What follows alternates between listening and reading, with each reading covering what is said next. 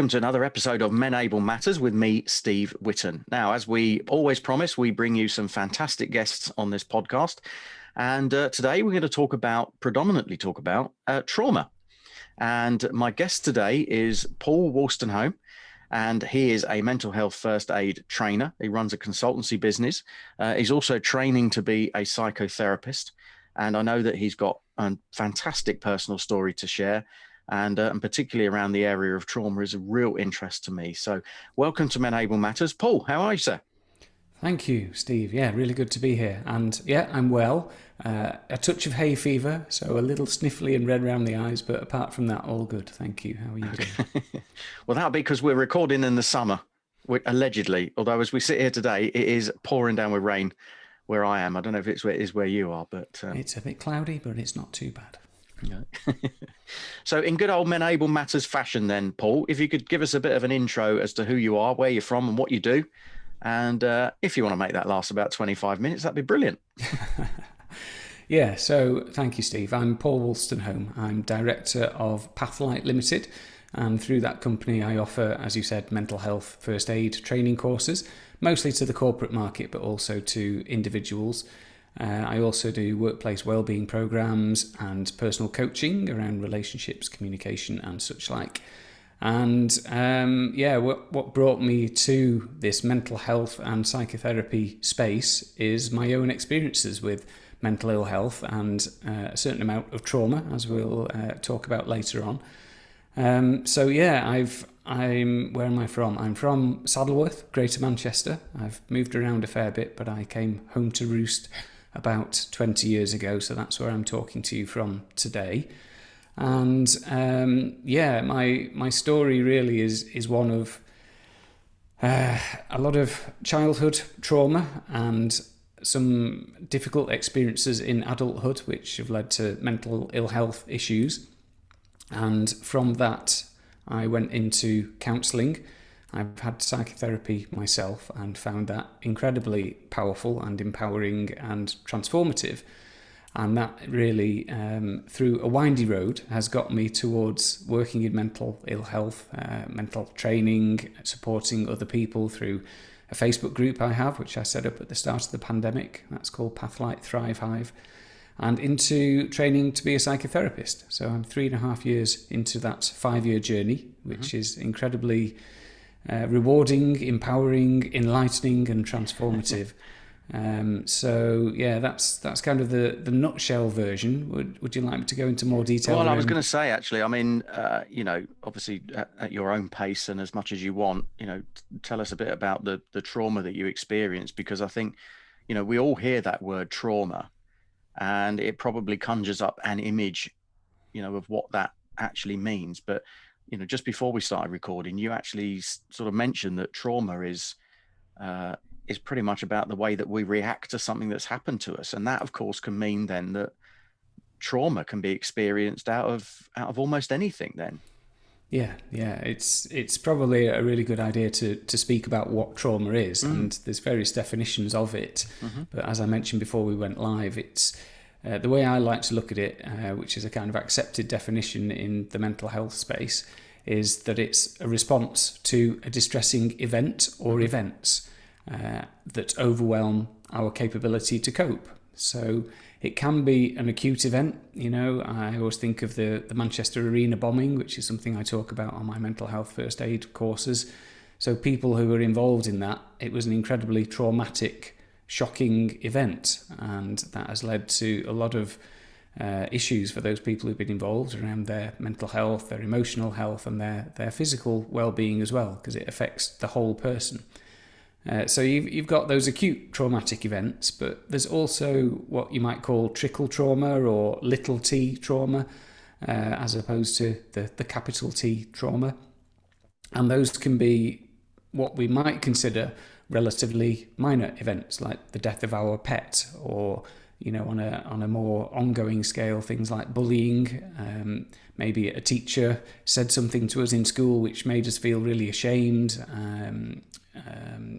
The way our parents treat us, if we're constantly being criticised, for example, that can lead to trauma, because especially when we're young, we don't have the emotional capability and the emotional intelligence to be able to deal with those things. And if we don't have an empathetic person to help support us through these traumatic events, whether it's an acute event like the dying of a pet or a bombing or whatever it is, a car accident, or whether it's the trickle trauma, the ongoing bullying and criticism that you might get from your parents, if you're not supported by an empathetic person that you trust and feel safe with, then that trauma gets repressed into the body, and it will ultimately manifest in a destructive way, which, as I've said, can be mental health, it can be emotional well-being, it can affect our relationships, and very often it manifests in the body as physical illness, very often as undiagnosed or things that apparently have no biological cause. So it can be unexplained aches, it can be irritable bowel syndrome, it can be migraines, lack of sleep, all sorts of stuff, changes in your appetite, and even things like cancer and autoimmune diseases like fibromyalgia. There's a lot of research now that shows that all of those illnesses where it's the body attacking itself are really linked with mental ill health issues, and in particular trauma. Yeah.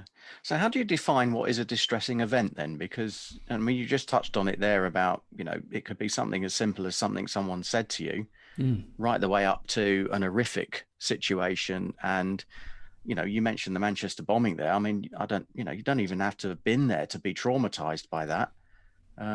Because even when you see it on the news, or you see the accounts from people who've survived or relatives of those who've been lost, you think, wow, that's traumatic. And, I don't know any of them people. I don't know that, wasn't there or anything. But so where and how do we define what is a distressing event then? That's a really good question, Steve. And the answer is it's unique to every individual, because we are all unique. We've got our own unique histories, our own unique upbringings, and we all have different levels of resilience. Resilience to stress, resilience to shocks and trauma. So what for one person might be an incredibly emotionally distressing event, for another it might be like water off a duck's back.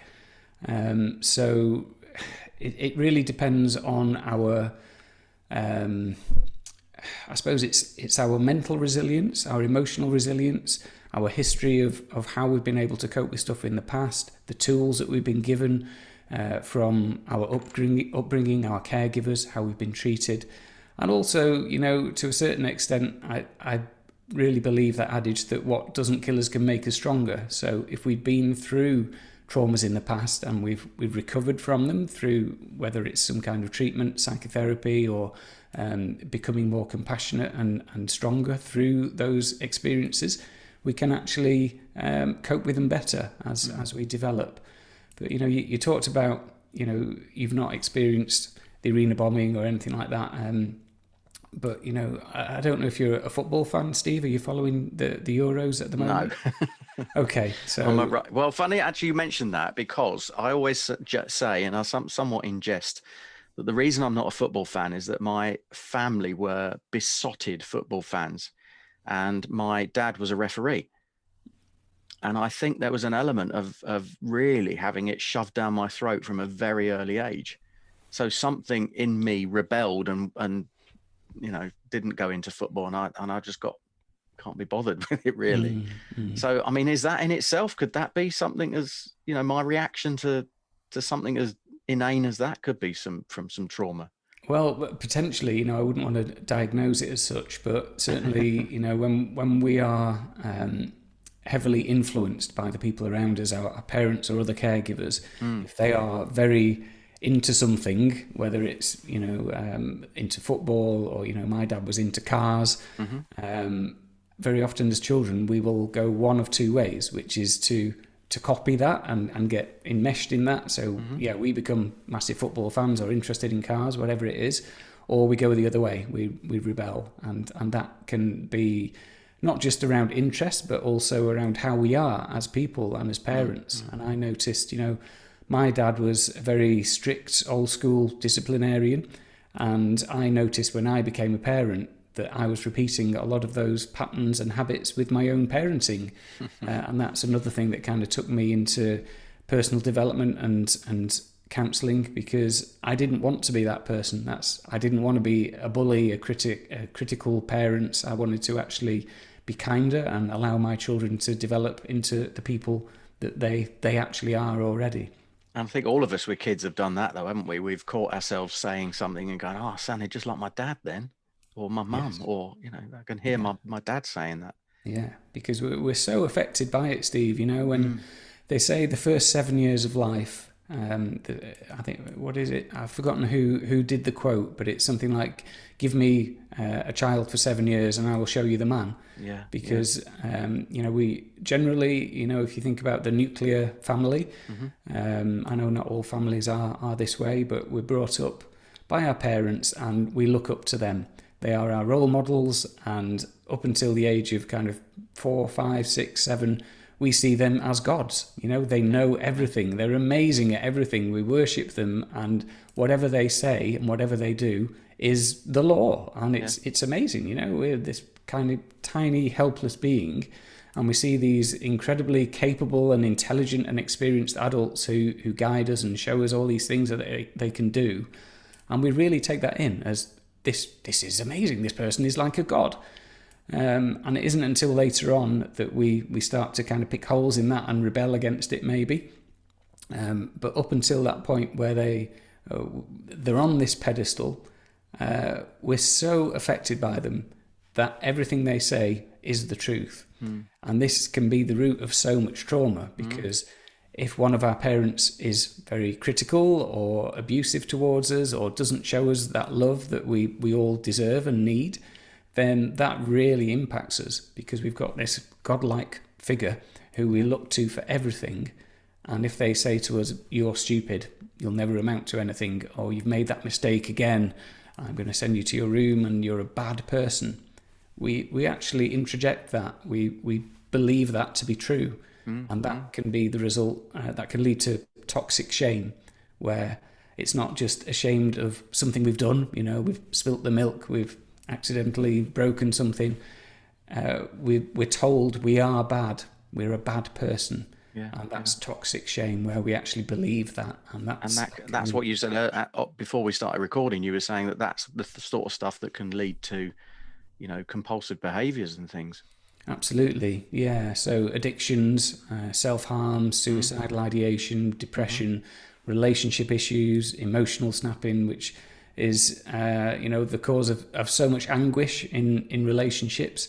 And again, another reason why I've gone down to the psychotherapy route, which is to help people understand that what happened to them in the past is not their fault. It's nobody's fault, actually.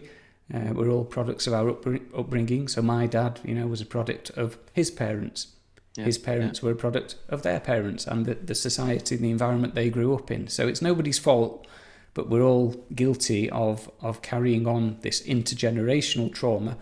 And it can, like you say, manifest in all sorts of very destructive behaviours, many of which I've experienced myself. Now, I'm going to come back to the football question in a minute, because I kind of answered that when you said, "Was I a fan?" and I went off and answered it. But I want to understand why you asked the question.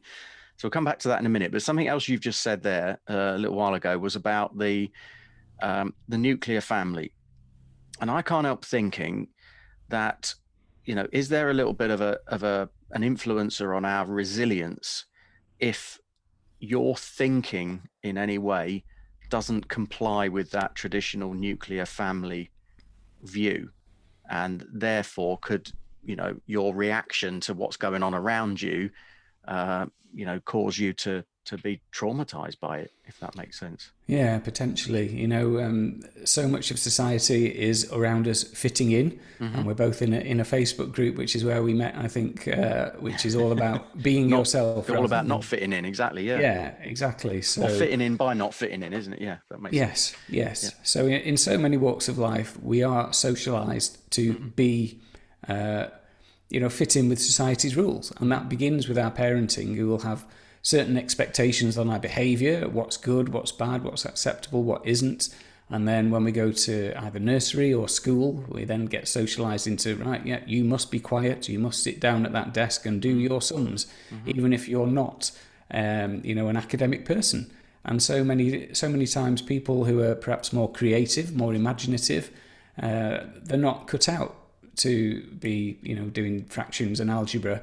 That's not their thing. It's not what rings their bells. Yeah. And yet they're forced like a round peg into a square hole to fit in. And there's something fundamentally jarring about that for me. I used to be a teacher, and it's one of the things that I really railed against. That we're trying to shoehorn people down this certain path to fit in with what a 100-plus-year-old education system was designed to get us useful in factories and stuff, and that's not what life is all about now. And there's so much more value in creativity and really following your purpose, your soul, whatever it is that you bring into the world. And like you say, Steve, if we're not allowed to be who we actually are, we're shoehorned into some other way of being. That can be traumatic, and it can certainly lead to a lot of our soul, our core qualities being repressed, and all of that comes back in some way. It will manifest, and the midlife crisis is what they used to call it. Personally, I like to call it more of a spiritual awakening. Certainly, that's how I frame what happened to me, and very often it happens in late 30s, early 40s, where mine was continuous from about 18. Was it? Yeah. So it was like one long succession of various midlife crises for different reasons. Yeah. So again, we're all unique. So it isn't a case of we hit 40 and it happens to all of us. And for some people, it doesn't happen at all. But whatever we repress will come back in some form, whether that is a spiritual awakening, midlife crisis, physical illnesses, or depression, other mental health issues. Yeah. And from my own experience, that's what happened. I was repressed. My core being was repressed so that I fitted in. I became a people pleaser. I did what I was told, kept my head down, but ultimately, because I was pushing so much of me down, I got depressed. And that's what depression is. If you think about the word depression, we are pressing our emotions down. We are repressing part of our souls and who we are. Really good question, and the answer is yes. It can lead to those issues. Yeah, well, I was thinking that as you were talking, because I was thinking, well, I don't want to belittle the whole trauma thing, because I think people hear the word, like we said at the beginning, people hear the word trauma and think that's related to a fairly major event in your life. But actually, I like what you were saying as well about actually, no, you can be traumatized from those fairly inane minor things of what somebody may have said or done to you, or what you witnessed. I guess a good example of that, and I was thinking of myself for a minute, is phobias. I mean, in the UK, there's no rational reason to be scared of spiders at all, because they're not venomous or anything like that. And yet, if I can sense if there's a spider in the room, and him or me have to leave one way or the other, and because I'm much bigger, it ain't going to be me. So I can't go to bed if I can tell there's one in there, and if I see it, it's got to go. But you think, well, where have I learned that from? Well, yeah. So where have you learned that from? Yeah, Did you have a trauma, a parent? isn't it, of sorts? Yeah. So I'm guessing you either had a parent or caregiver who was scared of spiders, and you learned that behaviour from them, or you've had some kind of traumatic experience with a spider. So can you remember whether something happened? Well, you know what? I think because I did some hypnotherapy as well at some point, which I'm sure you'll be interested in. We can talk about that another time. But and my hypnotherapy took me back to a number of events, of things that sort of started this ball rolling. And yeah, I remember I was about 5 and we'd moved out of London. Never saw spiders or anything in houses in London, and we moved to the country. And I remember I was actually in the bathroom one day, and my mum suddenly screamed at the door and said, "Stephen, don't move, stay exactly where you are." And I was like, what's going on? What's going on? And of course, then I look down and see this big spider on the wall. And because she was traumatized by it, that naturally kind of then projected onto me. Whereas I think if she'd have been the opposite and went, "Oh, look, there's a lovely spider. Look, let's pick him up and put him outside because he doesn't want to be in here," that would have changed a lifetime of a certain behavior. Yeah. So how old were you when that happened, About Steve? 5. Yeah, I think you said. So yeah, that's a perfect example of what I was saying earlier. Up to age 7, our parents are gods. Mm-hmm. And if we see our parent afraid, then there must be something dangerous. It must be something that we need protection from. Yeah, good And point. very similar thing happened in my own family. I was married, and we had 2 young children, and my ex-wife was absolutely petrified of spiders, whereas I'm not. And I thought I don't want my ex-wife's fear to pass on to my children, because I love nature and I love all beings, and I interact with spiders. I have them running on my hand and all sorts. And I won't harm anything. So I wanted my children to kind of follow my lead rather than have this irrational fear. So as soon as they were out of the cot, I was like, oh, look, little spider. And I would show them and have it running on me and show no signs of fear. And they would have it on them, and there would be no sign of fear as it's running around their hands. And it'd be, oh, isn't it lovely? But at some point, they picked up on my ex-wife's fear, and they look up to their mum just as they looked up to me. And although there was no trigger from me of this is dangerous, they picked it up from their mum, and one of the 2 children now is scared of spiders, whereas the other isn't. So that's a good example. Well, you've just made the hairs, what are remaining hairs on the back of my neck are now standing up. when you were talking about them running all over your hands, a glass and a piece of card, and out it goes if it's lucky. Well, at this point, Steve, I'm going to signpost you something. So you've talked about hypnotherapy, but I'm guessing it hasn't been wholly effective if it's still... Well, no, to be fair, no, that it was about something else. Okay. But which is a whole new subject. But no, on the phobias side of it, it was, we didn't delve into that. Yeah. Okay. Well, I'll just mention one form of therapy which is really helpful for phobias, but also any kind of trauma, actually. It's called EMDR, which stands for Eye Movement Desensitization and Reprocessing. So it's a form of talking therapy, a bit of a mouthful, but it's a form of talking therapy. And it's not the only treatment for trauma. There's all sorts of things you can get out there, but this one is increasing in popularity. It's proven to be very effective and also very quick. And the way it works is, if you think about, I don't know how much you know about sleep, Steve, but there's different phases of sleep. It's my favourite subject. Yeah.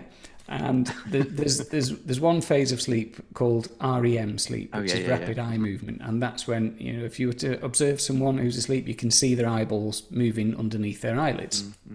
And scientists believe that what's happening in this phase of sleep is where we're processing all of the events of the day from our short-term memory into our long-term memory. And when we've experienced a trauma on any given day, whether it's an arena bombing or a spider going across your hand, whatever it is, that trauma is repressed. Right. So it doesn't transfer from the short-term memory into the long-term memory. That REM stage of sleep doesn't happen because our kind of emotional and mental system has shut down because we weren't able to cope with it. And this is where we get overwhelmed, and back to your point about resilience. Absolutely. Yeah. So the way EMDR works is you talk about the event, the traumatic event, with your trained therapist, and they will go through a series of eye movements with you as you recount the event and say certain phrases. And normally they'll either shine a little torchlight, or they'll move their finger in a certain way, and you have to track it with your eyes as you are recounting, like running a film of that event in your mind and saying certain things. And that eye movement replicates what would have happened in REM sleep. So effectively, through between 1 and 6, maybe a few more sessions of EMDR, you can reprogram and transfer that traumatic event from your short-term memory into your long-term memory and be able to engage with it and feel that it's not a threat anymore. Yeah. And it's really effective. So maybe give that a go for your spider. I should be looking that up. I've written it down. Thank you for that. So I said I was going to take you back to the question about football. You asked me if I was a football fan, and we established that I'm not. So, so why did you ask the question? Well, you may be aware of this, even though you're not following the Euros. I don't know if you've heard about Christian Eriksen and what happened to him. Yeah. So, for those who are not up to speed with it, Christian Eriksen is a Danish football player, and during their first match of Euro 2020 last week, I think it was, he collapsed on the pitch. Yeah. So nobody tackled him or anything. He just collapsed face first, and very quickly it became clear that there was a serious issue with him. And his teammates came to him, the medical staff came, and the game was stopped for quite a long time, and it was almost abandoned. And it transpires that he'd had a heart attack. His heart had stopped, and he required CPR and resuscitation on the pitch. And you could see, if you were watching it, you could see that this was a trauma that was unfolding. Not just a trauma for Christian Eriksen, but for his teammates, the other team, the people in the crowd, the medical staff, the referee. You could see in their face that they were being emotionally affected by this. And I expect, that they're going to be offered therapy. The people, the teammates, are going to be offered therapy to be able to cope with this. And for me, it was traumatic enough watching it, but it also was doubly traumatic for me because a very similar thing happened to my son in December of last year, where I was playing football with him and he collapsed on the pitch and was unconscious. He didn't have a heart attack, but at the time I didn't know whether he was dying or what it was. So just watching Christian Eriksen, there was the trauma of that event. It was traumatic for me to watch that. But it also, I was in floods of tears, Steve, because it re-triggered that trauma from thinking, gosh, what happened with my son? I thought, am I going to lose my son here? As I speak now, I can feel my throat tightening up. That as well, yeah. Yeah, so events like that, just watching something unfold on television can be traumatic. But, the thing with my son as well, it stays with me, and I don't think I'll ever forget that moment, which was incredibly shocking. And it's something that I've dealt with in therapy, but I still feel every time I think about it. So let's look at the resilience part of that then for a minute, because, I could sense that clearly that's a tough subject. It's your son, so it's really close to home. Seeing it again on telly, triggered that because, and I would have been the same, I'm sure, if it was a similar thing for me. And I mean, immediately you mentioned your son, I was thinking about my own sons as well and things that they've been through and trauma associated with that. Now, when we talk about resilience, I think part of our journey with Men Able is about getting people to realize that resilience isn't necessarily about toughing up, is it? It's not about, come on, man up, which has been the typical thing. So what's your view around resilience then, and how different people react to different things? So for me, there's a lot here around toxic masculinity, and some people don't like that phrase. Whole new podcast that'll be. Yeah. What you said there about manning up, for me, that is really damaging, and it's really enmeshed in our culture. The British stiff upper lip that you get on with it. You don't talk about it. You don't cry. You don't show vulnerability.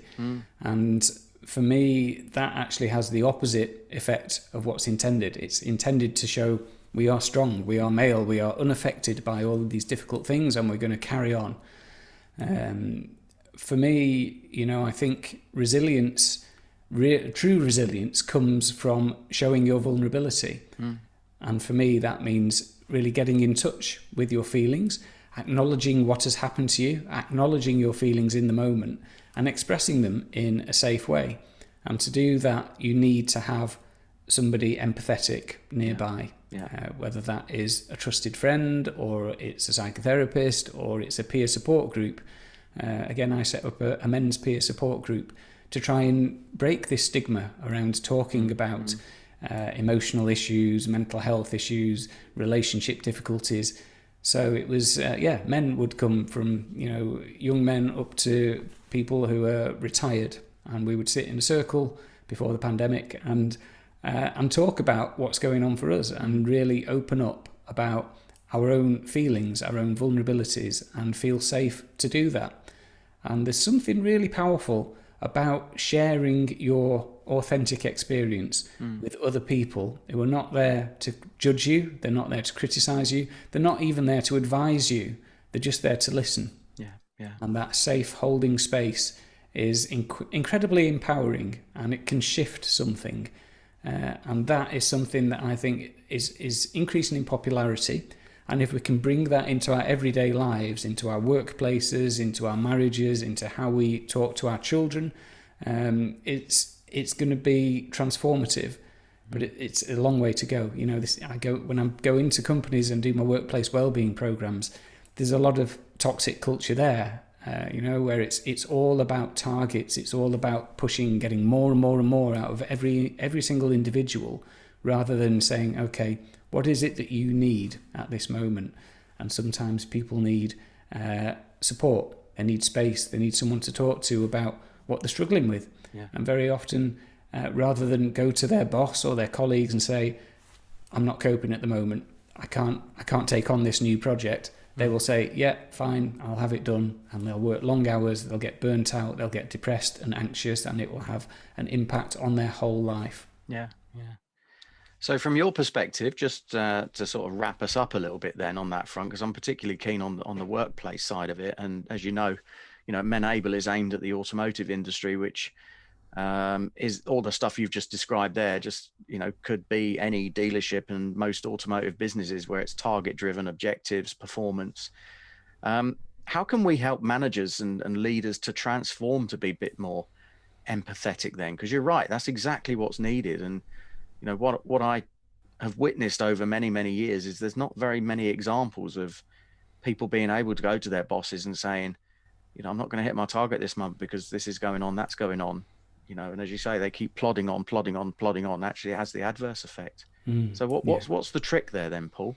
What would be your top tips maybe? Yeah, well, if I may, I'm going to turn that question around slightly to you first of all and say, you know a lot about the automotive industry. I've heard some of your other podcasts around, targets and sales and how it works. There's a bit of a culture of bullying, I understand, in that industry, and it is all about more, faster, sales, money, which is what the capitalist ideal is built upon. So I'm going to ask you, if I may, Steve, sales managers or people who are running those dealerships, for example, where do they get the blueprint of this is how you do it, this is how you treat staff? Where does that come from? Do you know what? I think that's, it links back to what we were saying about the phobias and the trauma. Look, there's one on the phone right now. It will go in a minute. Don't worry about that. But it links back to the phobias and the traumas piece. And actually, it's learned behavior. Yeah. It's learned behavior. It's come from previous managers, the way they were managed, the way that they think it's okay. And I'm I have to be careful that I don't sound too much like a cynic in the industry, but I've seen a lot of managers being promoted for confidence, not competence.